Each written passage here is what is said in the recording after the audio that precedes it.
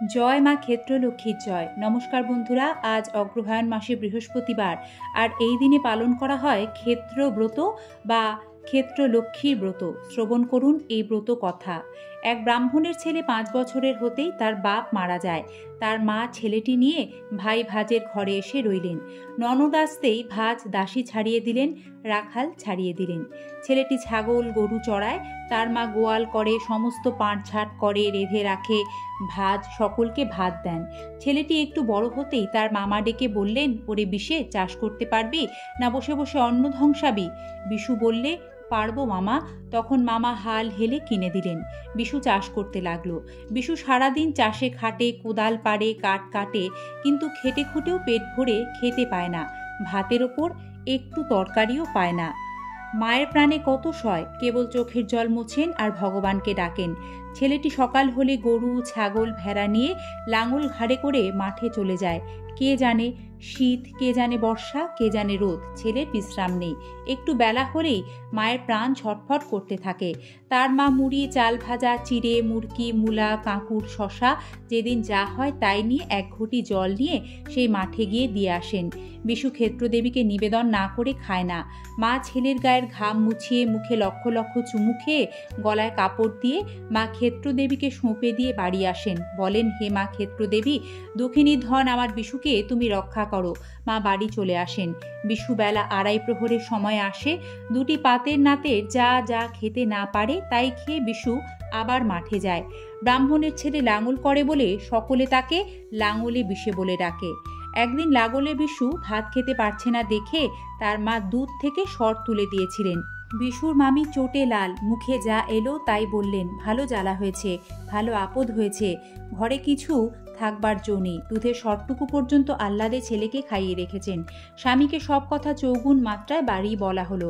আর বলেন, দেখো ওদের পেছনে মাসে কত বেশি খরচ পড়ে, তার চাইতে চাষি চাকর রাখলে কত কাজ পাওয়া যায়। এই কথা শুনে বিশুর মামার মাথা ঘুরে গেল। তার পরদিন বিশুকে আর কাজে যেতে দিলেন না। বিশুর মাকেও কোনো কাজে হাত দিতে দিলেন না। সেদিন অগ্রহায়ণ মাসে শুক্লপক্ষের এই বৃহস্পতিবার। বিশু ও বিশুর মা দুজনেই কিছু খেতে পায়নি।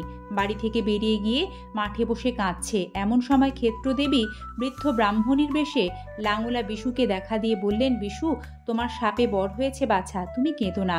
এই ধান কয়টি নিয়ে মুদির দোকানে যাও, চিড়ে মুরকি এনে খেয়ে ওই যে জলার ধারে কুঁড়ে ঘরটি দেখা যাচ্ছে, ওই ঘরে দুই মায়ে বেটায় আজ থেকে শুয়ে থাকোগে। আর এই বীজ ধানগুলি নিয়ে যাও, কাল সকালে উঠে ওই মাঠে ঘাটে সব ছড়িয়ে দিও, তাহলে আর তোমাদের কষ্ট থাকবে না। তখন বিশু বীজ ধানগুলি মায়ের আঁচলে ফেলে দিয়ে অপর ধানগুলি নিয়ে দোকানে গেল। দোকানে মুড়ি, চিড়ে, মুরকি, ছাতু, নাড়ু, দুধ, দই সব দিল। সেইগুলি নিয়ে মাকে সঙ্গে করে কুঁড়ে ঘরে গেল। স্থানটি পরিষ্কার করে সেইগুলি সব ক্ষেত্রদেবীকে নিবেদন করে মায়ে বেটায় অর্ধেক খেয়ে অর্ধেক পরদিন খাবার জন্য রেখে দিল। তারপর দিন স্নান করে শুদ্ধাচারে বীজ ধানগুলি ঘাটে মাঠে ছড়িয়ে দিল। তারপর বাসি চিড়ে মুরকি যা ছিল দুজনে খেয়ে শুয়ে রইল। তার পরদিন সকালে মায় পয়ে উঠে দেখে যে একদিনে ধানের গাছ হয়েছে। কাছে গিয়ে দেখে ধান গাছে সোনার ধান ফলেছে। কতগুলো লোক গিয়ে সেই দেশে জমিদারকে খবর দিলে। জমিদার সেখানে এসে স্বচক্ষে দেখে বিশুর আদ্যপান্ত বৃত্তান্ত সমস্ত শুনে আশ্চর্য হলেন। আর বিশুকে বাড়িতে নিয়ে গিয়ে বিশুর পৈতা দিয়ে তার মেয়ের সঙ্গে বিয়ে দিয়ে সেই জমি বিশুকে যৌতুক দিলেন। বিশু সোনার ধান কেটে মড়াই বাঁধলে, কত খাটে বেচলে, কত কুঁড়ে ঘরে তুলে রাখলে। বিশুর সুখ আর ধরে না। ক্রমে বিশুর খুব বড় বাড়ি আরম্ভ হলো। দেশ দেশান্তর থেকে রাজমজুর এসে খাটতে লাগলো। ওখানে বিশু বাড়ি থেকে চলে আসায় তার মামা মামির লক্ষ্মী ছেড়েছে। ক্ষেত্রদেবী বিরূপ হয়েছেন। মামা মামি খেতে না পেয়ে খাটতে বেরিয়েছেন। অপর গ্রামে এক নতুন জমিদার বাড়ি করছে শুনে সেখানে তারা গেলেন। তারা সেখানে খোয়া ভাঙছেন, তাগার মাখছেন, ইট বইছেন। এমন সময় বিশু দেখতে পেয়ে মাকে বললেন, ও মা, সর্বনাশ হয়েছে, মামা মামি খাটতে এসেছে, যাও শীঘ্র ওদের আদর করে নিয়ে এসো, তারাই আমার ঐশ্বর্যের মূল। তখন বিশুর মা দাসী পাঠিয়ে তাদের দুজনকে বাড়ির ভেতর আনালেন। বিশু ও বিশুর মাকে দেখে মামা মামি কেঁদে ফেললেন। বিশু মামা মামিকে প্রণাম করে সকল কথা জিজ্ঞাসা করলে। তারপর তাদের তেল মাখিয়ে স্নান করিয়ে গরদের কাপড় পরিয়ে 50 ব্যঞ্জন ভাত খাইয়ে কিছুদিন বাড়িতে রেখে আদর যত্ন করলেন। অগ্রহায়ণ মাস এলো। অগ্রহায়ণ মাসে শুক্লপক্ষে বৃহস্পতিবার মামা মামিকে দিয়ে ক্ষেত্রব্রত করালে। তারপর মামা মামিকে ধন দৌলত দিয়ে দাস দাসী সঙ্গে দিয়ে পালকি করে বাড়ি পাঠিয়ে দিলে।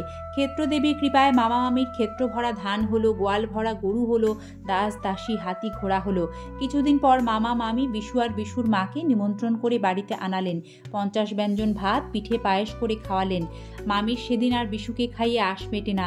খাওয়ার কিছুক্ষণ পর আবার মামি এক বাটি দুধ সর এনে বিশুর মুখে ধরে বললেন, খাও বাবা, ওবেলা ভাত খেতে পারুনি, এইটুকু খাও। বিশু তখন হাসতে হাসতে বললে, মামা মামি লাঙলা বিশু জলার ধারে ঘর, এখন কেন বিশুর মুখে বাটি ভরা স্বর? মামি তখন লজ্জায় মুখ তুলতে পারলেন না। এখন লাঙলা বিশুর হাতি ঘোড়া দাস দাসী ধনদৌলত কিছুরই অভাব নেই। বিশু এখন বিশ্বনাথ। সেই থেকে বিশ্বনাথ আর তার মামা মামি খুব ঘটা করে প্রতি বছর অগ্রহায়ণ মাসে ক্ষেত্রব্রত করতে লাগলেন।